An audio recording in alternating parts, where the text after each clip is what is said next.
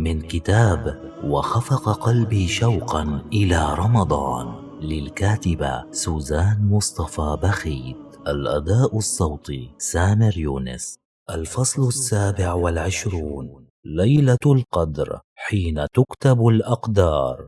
حينما نتفكر في أن هناك ليلة واحدة فقط خير من عبادة 83 سنة، ليلة تتنزل فيها الملائكة ومعها ما كتبته من اللوح المحفوظ عن أحداث ذلك العام، ليلة واحدة فقط، لكن من حازها فقد حاز كنز العمر. فكيف نعيش ليلة القدر بروح متلهفة للقرب؟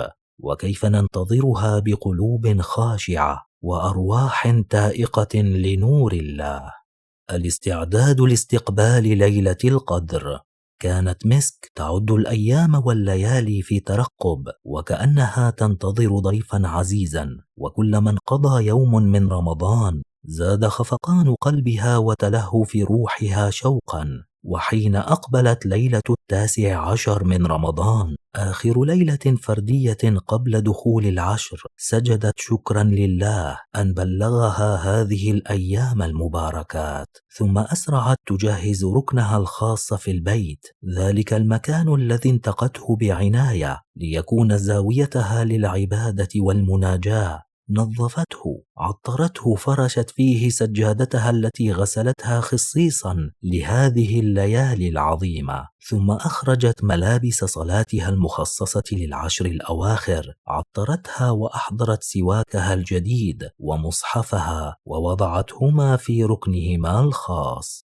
ضيف عزيز. كثيرا ما نستعد لاستقبال الضيوف، فنرتب البيوت ونزينها ونهيئ الأجواء، وكلما كانت العلاقة بالضيف أعمق زاد اهتمامنا بالتفاصيل. فكيف بنا ونحن على أعتاب ليال ترجى أن تكون إحداهن ليلة القدر؟ كيف هو استعداد قلوبنا لاستقبالها؟ كيف سيكون حالنا حينما يكون اللقاء في وقت أروع ما يكون، حيث يتنزل الله سبحانه وتعالى إلى السماء الدنيا نزولا يليق بجلال وجهه وعظيم سلطانه، فينادي: من يدعوني فأستجيب له، من يسألني فأعطيه، من يستغفرني فأغفر له. يا الله، ملك الملوك ينادينا كل ليلة، ينصت لهمومنا، يستقبل بوح قلوبنا، يفتح لنا أبواب الرحمة والمغفرة. فهل سنعرض عن هذا اللقاء الرباني، أم سنتهيأ له بأرواح متلهفة وقلوب تواقة وأكف ممدودة للسماء؟ لماذا أخفيت ليلة القدر؟ من حكمته سبحانه أن أخفى ليلة القدر ليكون ذلك حافزا لنا على الاجتهاد في العشر كلها، وتحقيق مقام العبودية بالوقوف على بابه سبحانه في كل ليلة، آملين أن تكون تلك الليلة هي ليلة القدر، ولئلا نقع في فخ التهاون والاتكال. عن عبادة بن الصامت رضي الله عنه أن رسول الله صلى الله عليه وسلم قال: إني خرجت لأخبركم بليلة القدر، وإنه تلاحى فلان وفلان فرفعت، وعسى أن يكون خيرا لكم، التمسوها في 7 و9 و5. ولو عينت ليلة القدر بوضوح لأعرضت القلوب عن العشر كلها وانشغلت بليلة واحدة، ولما تحقق مقام العبودية الخالصة لله. فمن تمام حكمته أن جعلها مخفية بين الليالي، ليبقى العبد متعلقا ببابه منقطعا إليه، طامعا في أن تكون تلك الليلة هي ليلة القدر. الترابط الإيماني في العائلة.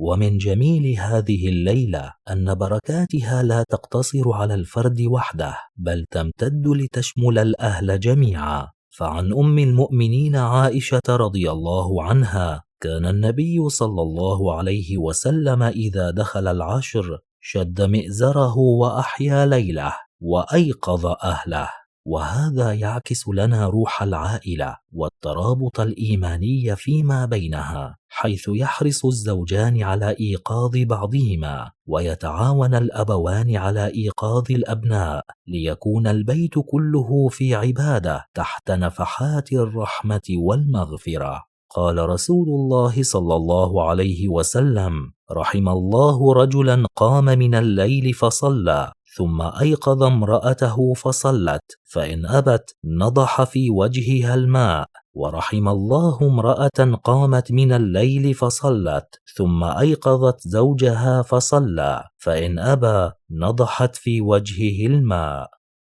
ماذا نفعل في ليلة القدر؟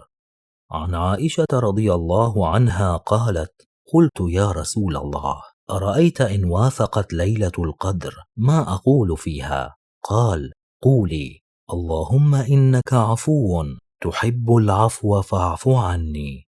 لنتأمل جمال هذا الدعاء، لم يقل اللهم ارزقني أو اللهم نجني، بل قال: اللهم إنك عفو تحب العفو فاعف عني، لأن العفو إذا نزل معه كل خير، فكيف بمن يعافيه الله من ذنوبه وأخطائه؟ يقول ابن رجب رحمه الله: وإنما أمر بسؤال العفو في ليلة القدر بعد الاجتهاد في الأعمال فيها وفي ليالي العشر، لأن العارفين يجتهدون في الأعمال ثم لا يرون لأنفسهم عملا صالحا ولا حالا ولا مقالا، فيرجعون إلى سؤال العفو كحال المذنب المقصر.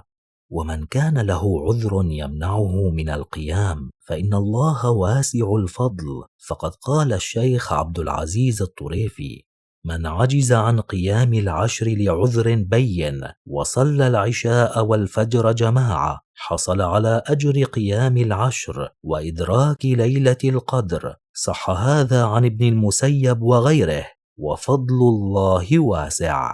فهنيئا لمن وفق لقيامها ونال فيها عفو الله ورضاه. وامضى.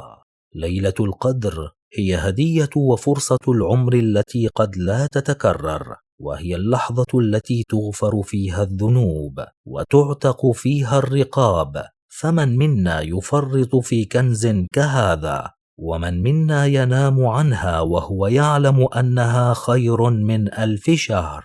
اللهم بلغنا ليلة القدر وأكرمنا فيها بالعفو والرضا، ولا تحرمنا لذة القرب منك أبدا.